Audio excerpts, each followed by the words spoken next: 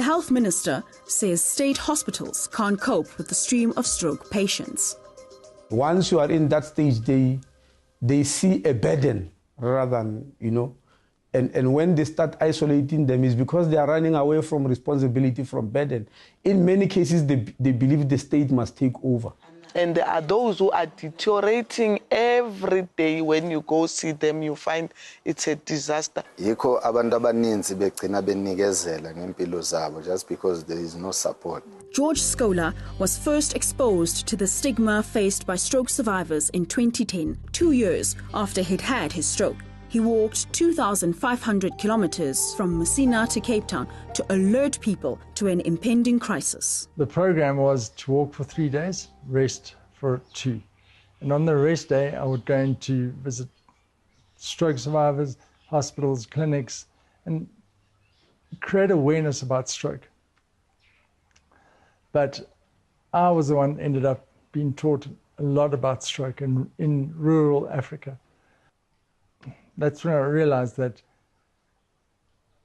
bewitchment is a very big part of stroke in rural Africa. Traditional healer Sebenzile Ndlovu from Kwaphata in the Umgungundlovu district of KZN says she's noticed more and more people with afflictions brought on by strokes. You got into a taxi, there is a person with a stick. You go in the store, there is a person with a stick. There is a person with a wheelchair.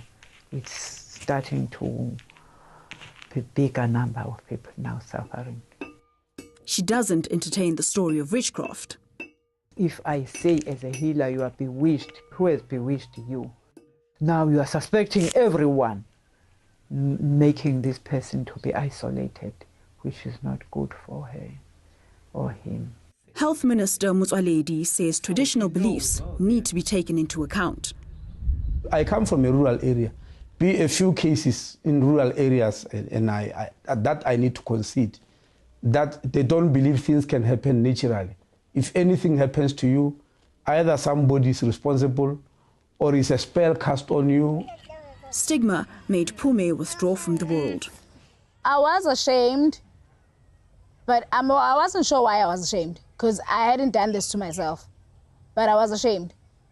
I didn't want to be around a lot of people. If there was a party somewhere and I was invited, I wouldn't go, because I didn't want people to see me this way. When I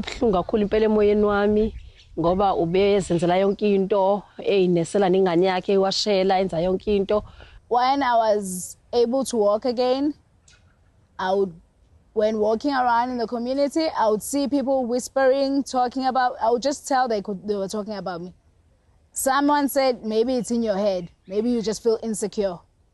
But then I could see that they were talking about me.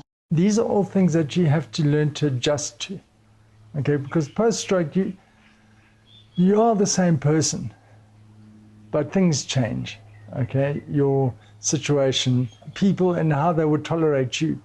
So there's a lot of adjustment that goes into recovering post-stroke. Sebenzile tries to promote both traditional and conventional treatments to end taboos associated with strokes. If you think he's bewitched, you are afraid to touch him because you will be affected. So I think we need awarenesses, we need trainings to know it clear that I can't get stroke because of touching you. Although she considered herself healthy, Pume admits that her diet may have been a factor.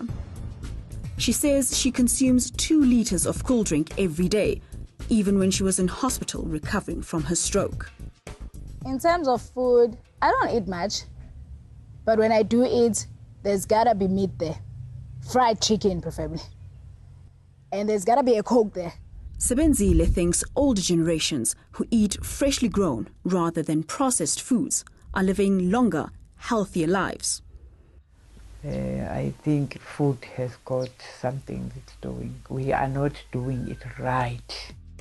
But doing it right is a challenge when the most affordable and filling foods are often high in carbohydrates and additives. 45% of South African adults have high cholesterol. With an economy and healthcare system under strain, prevention of lifestyle diseases is imperative. Stroke survivors and their families say access to information and awareness can change lives. I wish clinics could have like pamphlets and with all the exercises that you can do at home. It might be easier that way for someone who doesn't have access to rehab and stuff. If you don't know about it, you're going to end up wondering, why me? Why did I have the stroke? For Pume, making a success of her life despite her stroke is a fight she needs to win. I still hope to open my own daycare center. I still dream about that, and I'm gonna do it. Just to show people out there that just because I had a stroke doesn't mean I'm stupid or something. Because people tend to think just because you're like this now you're useless. So I'm gonna make my mark out there somehow. With a lot of help, but I'm gonna do it. That's all from us this week. Please do give us your feedback. Our Twitter handle is @checkpoint_ENCA and our email address checkpoint@enca.com. Thanks for watching. I'm Ngepile Mabuse.